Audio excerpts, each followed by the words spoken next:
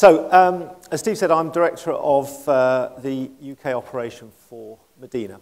And what I want to talk to you today about is the whole area of attitude. Lance Armstrong, he was a 7 times winner of the Tour de France, said that pain goes away.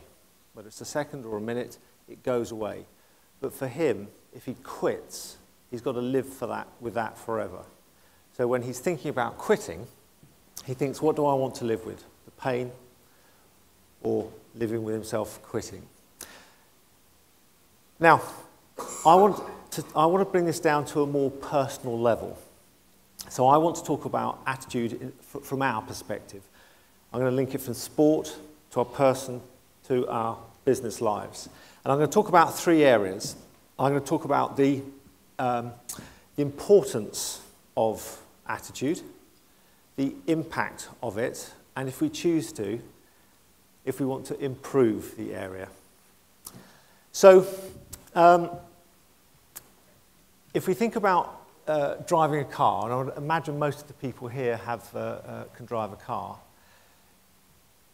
we wanted to do it. So we knew that our goal was to drive a car, and then we had to develop our skill and our knowledge, and we actually had to prove it to someone. But we also needed attitude to do it, because we had to take a lot of lessons, it was expensive, we might have had our mum and dad shouting at us. We really wanted to do it. So if you think about those elements, what do you think of the most important element was between skill, attitude, and knowledge? Anyone? Attitude. I was just testing the audience interaction bit again. Attitude. So, does anyone here know someone that's passed their test, their driving test, but they now don't drive? Down here? Over here. So interesting, they have the skill, they have the knowledge, but they don't drive. Without being too personal, why does that person not drive anymore? Never drove. No. Couldn't be bothered, all right?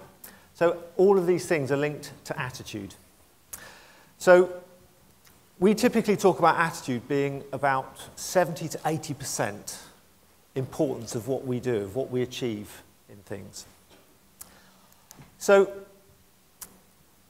if you've been on a Medina training course, we'll talk about the pendulum a lot, of how human beings, we swing from the positive to the negative, because we're emotional beings, aren't we? So what I'm going to do here is just use a little bit about why we swing from the positive to the negative. So we probably all know people that are very positive. They don't quite know how they're going to do it, but they're going to do it. We all know people like this? Yeah. They haven't worked it all out yet. They haven't done planning, which I know is very important to do, but they just know they're going to want to achieve something. It's infectious, isn't it? Equally, do we know people on the negative side? We might even have them in our teams. You know the ones?